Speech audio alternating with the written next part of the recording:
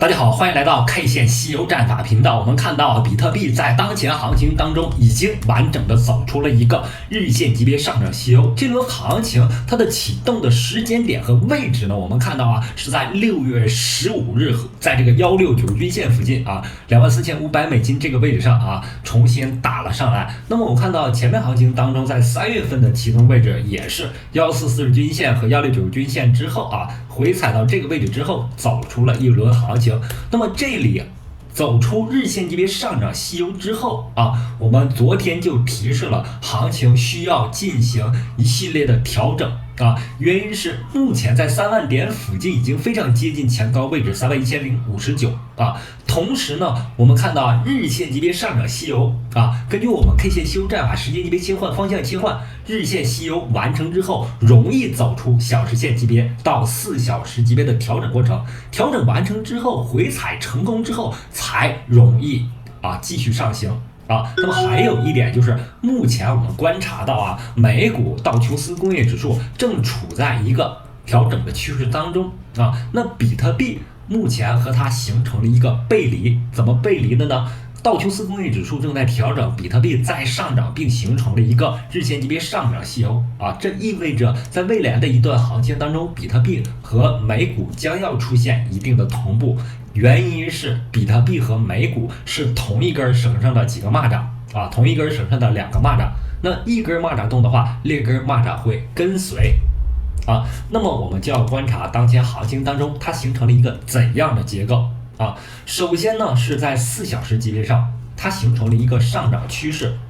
在上涨趋势过程当中，我们认为也会形成收敛三角形的结构。那么这个收敛三角形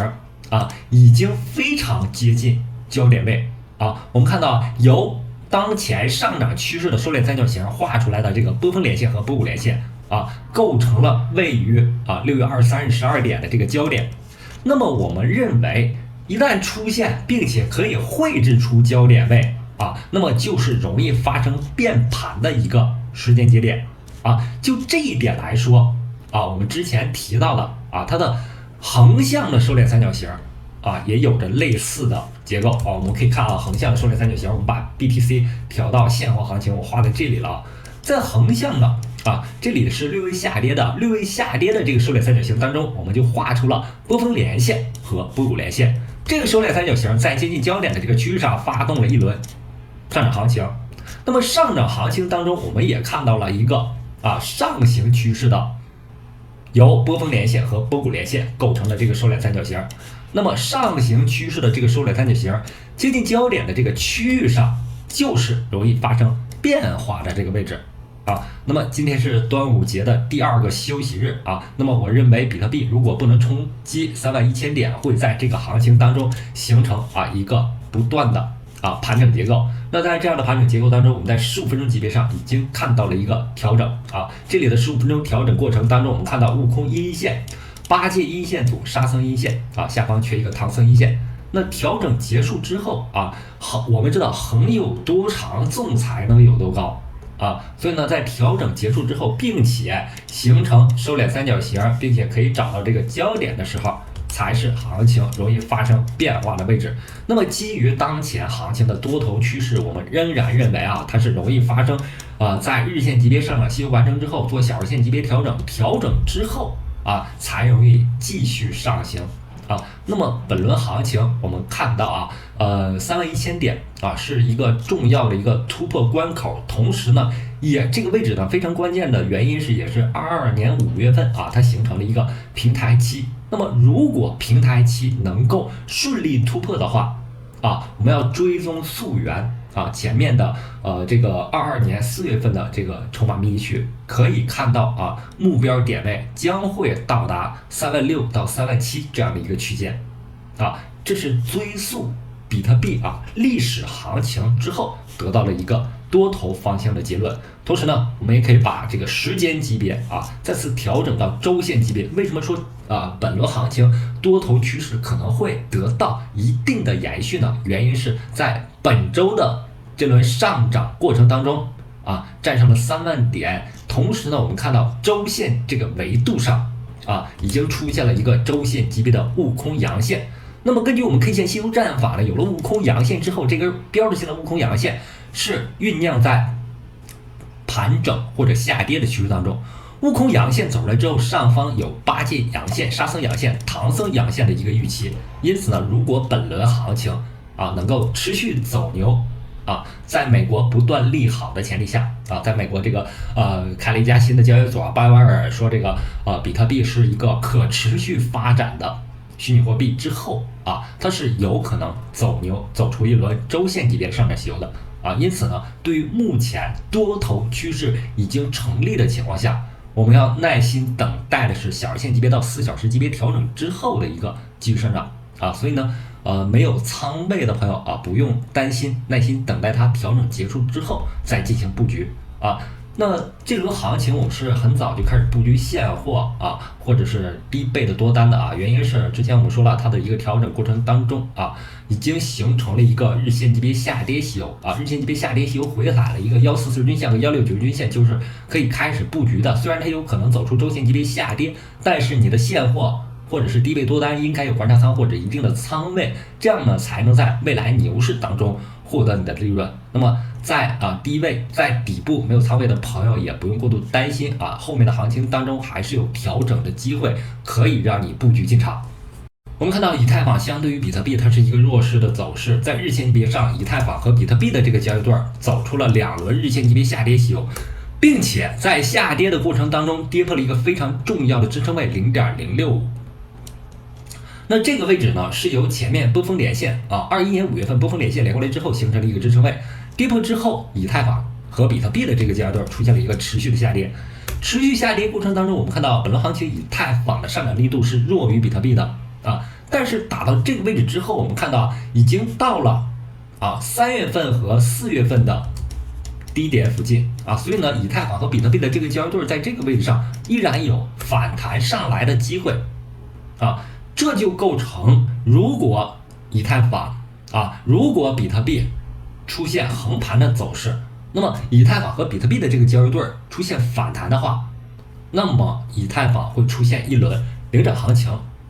会出现一轮领涨行情。同时呢，我们可以看到以太坊相对于比特币的弱势，让这轮行情当中它走出了一个悟空阳线、八戒阳线、沙僧阳线，到这个位置上，上方缺少类似比特币的一个唐僧阳线。那么唐僧阳线的目标点位是在$2100附近，因为一个结构呢，往往会有传递性。这个传递性指的是比特币形成了一个很好的结构。我们看到比特币现在的结构是什么样的呢？它在这样的结构当中我们看这个比特币的现货会非常明显的看到这一点。我们看到这个收敛三角形，需要一些辅助线会看得更清晰，一些。这个收敛三角形发动突破之后，已经是在接近前高的这个位置上，并且走出了一个悟空阳线、八戒阳线、沙僧阳线、唐僧阳线那么我们回到以太坊对 USDT 的交易对上可以看到它走出悟空阳线之后，走八戒阳线和沙僧阳线，缺少一根接近前高的一个唐僧阳线因此呢，对于以太坊来说，它是落后于比特币的结构和涨速的因此呢，我们判断如果以太坊和比特币的交易对就是刚才我们提到的它和比特币的一个比值，